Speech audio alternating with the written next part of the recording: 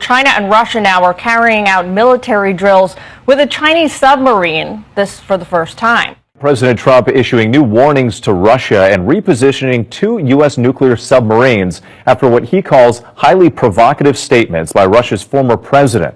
Meantime, President Trump has given Vladimir Putin just one more week to negotiate peace with Ukraine or face tough new sanctions. Taiwan's deputy foreign minister believes China is ready to invade and is concerned it may not be possible for the small island nation to be ready for an attack. His concern follows a year of increased drills and incursions by China, raising questions as to whether Donald Trump and the United States would come to Taiwan's aid. His words reflect a new urgency here. These waters now host to new standoffs. Taiwan has long been seen by China as a breakaway province. Military drills and grey zone incursions, more evidence that it is now advancing. And at the heart of this government, there is now open recognition of what it all means. The population needed not to be naive like the past. That's thinking that, oh no, China will not invade. It will not invade Taiwan. No, it's not true. China is preparing to invade Taiwan. If an attack came, is Taiwan ready? Is Taiwan prepared enough? Taiwan alone, face on China, we will never be ready. It's not possible. A frank admission in a place facing critical questions about readiness and support. People here have long learned to coexist with the threat from China, and many are just getting on with their lives. But it does feel like something has shifted. Not only does the threat feel more immediate than it has for decades, but key alliances that this island would need in the event of an attack now feel shrouded in a greater sense of uncertainty. Gliding into Brisbane's port, one of the largest submarines in US Navy history, the USS Ohio, weighing more than 16,000 tons, worth more than $3 billion. A routine deployment, but an opportunity to pull into Brisbane and strengthen our alliance and our friendships with the Australian Royal Defence military. That's China and Russia. They carried out these military drills in the Sea of Japan in a show of a stronger partnership. These drills reportedly have a submarine rescue, joint anti-submarine, air defense, and anti-missile operations and maritime combat component. President Trump confirming that there's these two American nuclear subs that were deployed in that region as these drills had ramped up ahead of Steve Witkoff's visit to Russia this week. Here's the president. On Russia, Mr. President, can you say, have those nuclear submarines been deployed yet to face Russia? I've already put out a statement, and the answer is they are in the region, where they have to be. Can you say what Steve Witkoff's message will be to the Russians? Is there anything they can do to avoid sanctions at this point? Yeah, get a deal where people stop getting killed. They had a number that just came out that a tremendous number of Russian soldiers are being killed.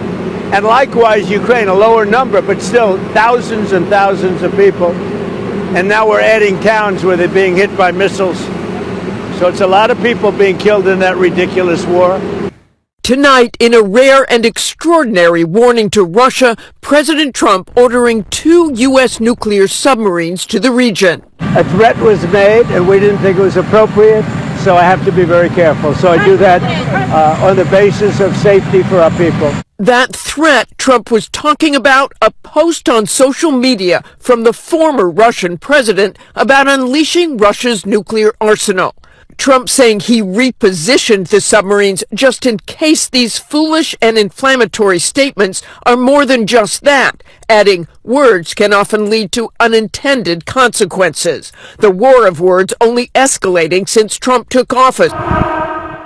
Days after President Trump ordered two U.S. nuclear-armed submarines to position themselves toward Russia in response to a veiled threat from Russia's former president, China and Russia began pre-planned artillery and anti-submarine drills near Vladivostok in the Sea of Japan. It's the first time China has deployed a submarine to a port in Russia. Russia and China have nuclear-powered submarines capable of firing nuclear weapons, but sent diesel-powered subs to participate in the drills. On Sunday, President Trump was asked if the two American submarines had deployed. They are in the region, yeah, where they have to be. U.S. nuclear submarines are deployed in the Atlantic and the Pacific at all times. China's Navy is expanding its reach, potentially culminating in a submarine showdown near Taiwan. A recent war game conducted by the Center for Strategic and International Studies revealed a Chinese blockade could slash Taiwan's electricity to a mere 20%, shutting down critical industries like chip manufacturing, shaking the global economy. Seth Jones played China in the recent game. Did not have as many nuclear-powered attack submarines, did not have a lot of ability to conduct anti-submarine warfare, so was fairly blind in understanding what the U.S. was doing subsurface. A vulnerability the U.S. and Taiwan can exploit. Russia, I think it's disgusting what they're doing. I think it's disgusting. The president did not say what kind of nuclear submarines he deployed to the region, but the U.S. already has nuclear ballistic missile subs circling the globe. We were aboard the USS Maine in 2022 when the commander of submarine forces told us Russian subs are always being watched. We know when there's Russians underway at all times. We track that very, very closely.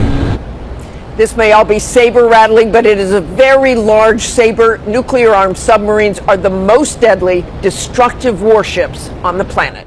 I think the president has become increasingly less indulgent of the Russian position in his attempt to get, rightly, I think, an end to this war that President Putin started. And I think his response to former President Medvedev's comments about positioning U.S. nuclear submarines gets us back to Cold War terminology, where we respond in kind to provocative statements and actions on the part of Russia.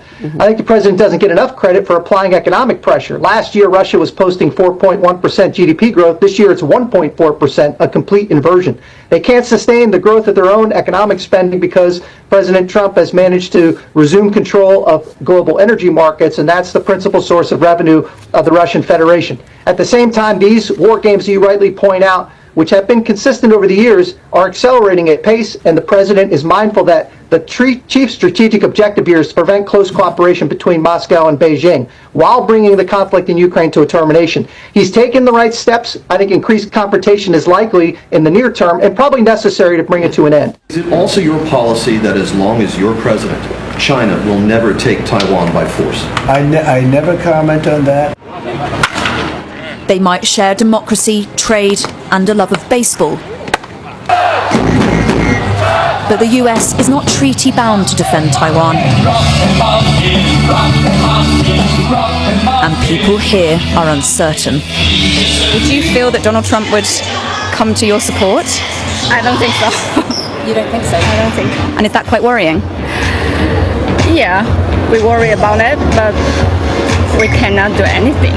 With Donald Trump in the White House, do you think Taiwan is more safe or less safe? Dangerous. More dangerous. More dangerous.